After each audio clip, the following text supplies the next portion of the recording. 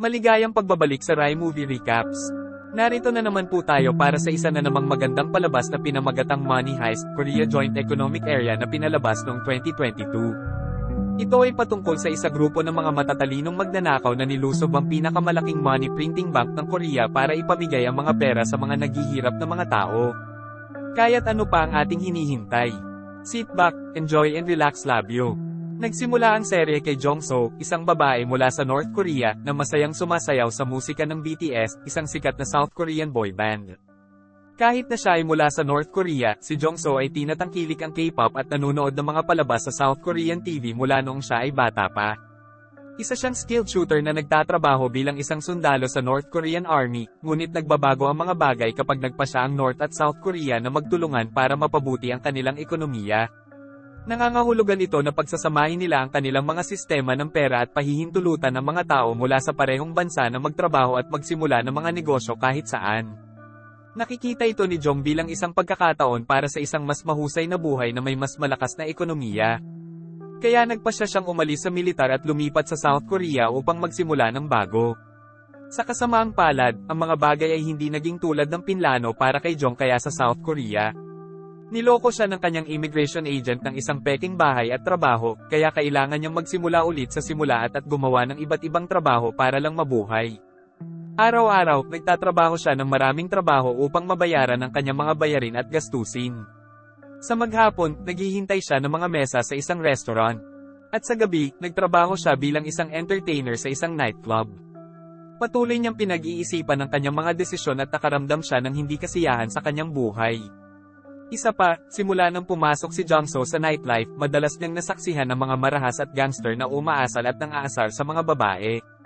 Paulit-ulit niyang nakita ang mga babaeng minamaltrato ng mga gangster na ito sa mga nightclub hanggang sa hindi na niya nakayanan.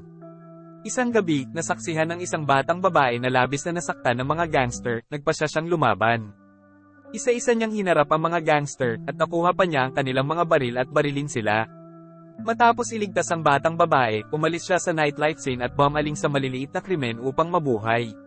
Sa nakalipas na taon, ganoon ang pamumuhay ni Jongso, at naging matagumpay ang kanyang mga pagnanakaw. Gayunpaman, isang gabi, nakakita siya ng balita sa TV tungkol sa isang pagnanakaw na ginawa niya. Natarante siya dahil ngayon ay kailangan niyang tumakbo at magtago sa mga pulis. Sobra ang pakiramdam ni Jong dahil wala na siyang bahay na mauuwian at hindi na alam ang susunod na gagawin. Dahil nawala na siya ng pag-asa, naisipan pa niyang wakasan ang sarili niyang buhay gamit ang baril. Ngunit pagkatapos, isang misteryosong lalaki na nagngangalang Professor Kim ang lumapit sa kanya at nag-alok sa kanya ng pagkakataong sumama sa kanya. Ipinaliwanag ni Professor Kim na siya at ang kanyang koponan ay nagpaplano na magnakaw ng malaking halaga ng pera mula sa Korean Money Printing Bank, partikular na 4 na trilyon won. Nang mabalitaan ni Jongso ang tungkol sa halaga, agad siyang pumayag na sumali sa plano. Kasama ni Jongso, nag-recruit si Professor Kim ng ilang iba pang bihasang magnanakaw para sa trabaho. Inatasan niya ang mga ito na gumamit ng mga pekeng pangalan para ilihim ang kanilang pagkakakilanlan. Isang miyembro, si Raya, ang mananagot sa pag-hack. Si Denver, isang dating manlalaban, ay hahawak ng mga pisikal na gawain. Ang Moscow, ang ama ni Denver, ay mag-aayos ng mga ruta ng pagtakas. Pamamahala ng Nairobi ang mga pagbabalat kayo at paglusot. Sina Helsinki at Oslo, mga mahihirap na individual mula sa isang grupong may alam sa krimen, ay isinakay din. Si Berlin, isang matalinong strategist, ang mag-aayos ng plano. Panghuli, si Jongso, na tinatawag na Tokyo, ang magiging huling miyembro ng koponan. Nang mapili na ang mga pekeng pangalan, mabilis na ipinaliwanag ni Professor Kim ang plano para sa pagnanakaw. Binigyang diin niya na ito ang magiging pinakamalaking sa kasaysayan ng Korea, na tina-target ang Korean Money Printing Bank na kilala bilang ZEB Bank. Pagkatapos ng 5 buwan ng maingat na pagsasaliksik at paghahanda, sinimulan ni Professor Kim at ang kanyang pangkat na isagawa ang kanilang plano. Lumipat ang eksena sa gusali ng ZEB Bank, kung saan dumating si Deputy Director Yong Min sa kanyang opisina para simulan ang kanyang araw. Iniwan niya ang kanyang smartwatch sa drawer bago manood ng mga adult na video. Ang sekretarya ni Yong Min na si Yumi sa lalong madaling panahon, na siya ring may bahay, ay isiniwalat sa kanya na siya ay buntis sa kanyang anak na nakagambala sa kanyang mga plano para sa pagpapalagayang loob sa opisina. Samantala, ang Berlin at ang kanyang koponan ay nagtungo sa ZB Building sakay ng school bus na puno ng mga kagamitan at armas. Si Nairobi at Tokyo, na nasa eksena na, ay nagbigay ng mga update sa sitwasyon. Ito ay isang angkop na araw para sa pagnanakaw dahil ang bangko ay abala sa mga bisita, kabilang ang isang grupo ng mga estudyante sa high school na naglilibot.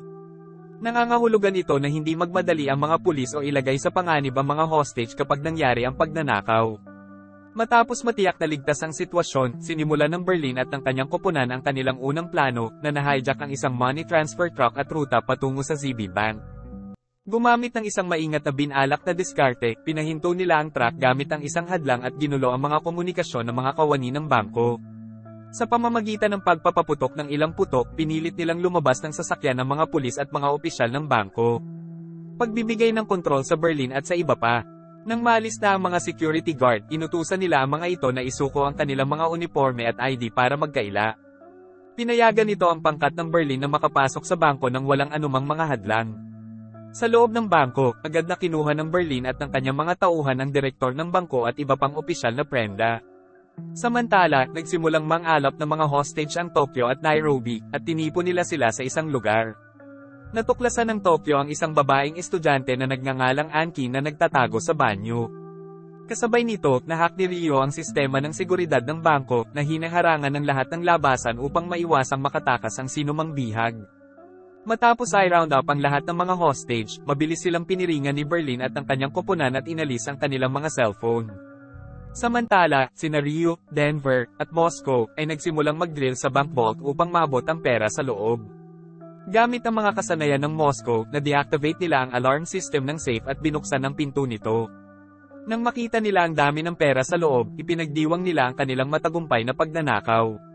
Nang matapos ang unang yugto, ang Berlin, na nangunguna sa operasyon, ay nakipag-ugnayan kay Professor Kim upang ipaalam sa kanya ang kanilang pag-unlad.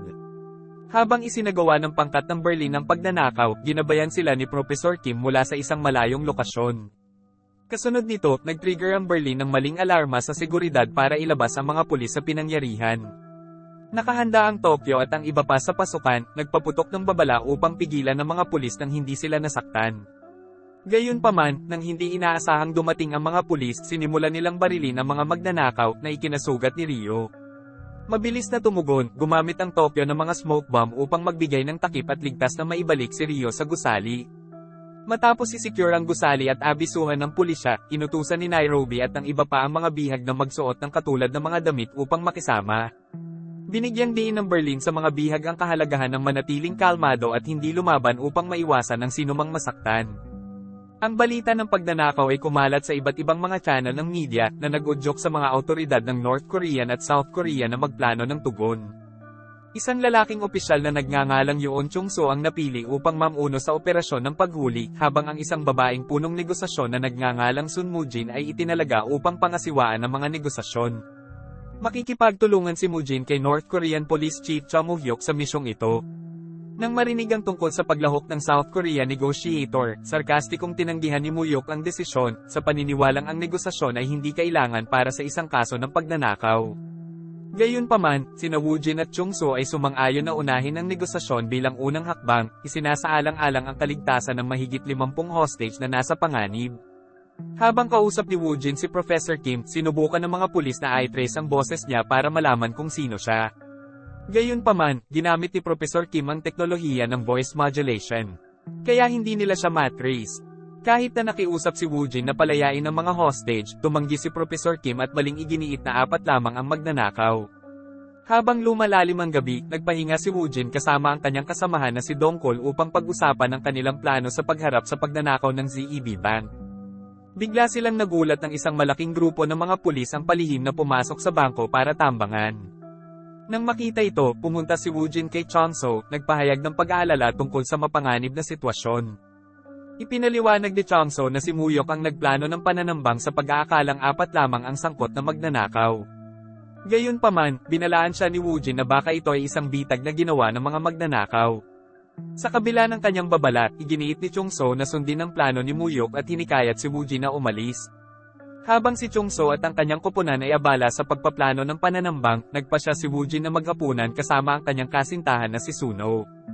Lingid sa kanyang kaalaman, si Suno pala talaga ang utak sa likod ng robbery operation na iniimbestigahan niya.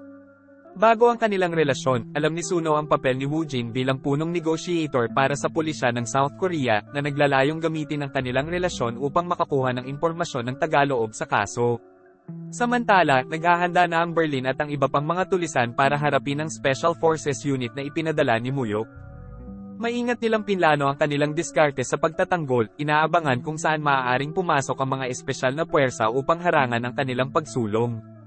Bukod pa rito, inutusan nila sina Direktor Yong Min at An Kim na gumawa ng live na broadcast na ipinaalam sa pulisya na pareho ang pananamit ng mga hostage at mga tulisan, at hinihimok ang pulisya na iwasan ang mga aksyon na maaaring maglagay sa mga hostage sa panganib. Nang malaman ni Chung So na si An Kim, ang anak ng US Ambassador, ay kabilang sa mga hostage, agad niyang inutusan ng mga espesyal na puwersa na umatras. Dahil dito, pinatigil ng mga pulis ang kanilang pananambang, at ipinagdiwang ng mga magnanakaw ang kanilang matagumpay na pagpigil sa interbensyon ng pulisya. Samantala, habang umiinom ng tsaa kasama si Woo Jin, binanggit ni Professor Kim na makikipag-ugnayan sa kanya ang pangkat ng pulisya sa lalong madaling panahon. Di nagtagal, sinabi niya sa kanya na si Chung So ay talagang nakipag-ugnayan sa kanya, humiling sa kanya na bumalik sa operasyon.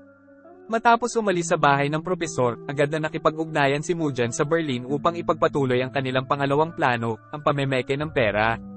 Bago ang pagnanakaw, inakala ni Professor Kim na hindi itatago sa isang lugar ang 4 na trilyong won, kaya nagpasya silang gamitin ang money printing machine ng bangko upang direktang makagawa ng pera. Ang matalinong planong ito ay gagawin ng kanilang pagnanakaw na isa sa mga pinaka-revolusyonaryong krimen sa kasaysayan.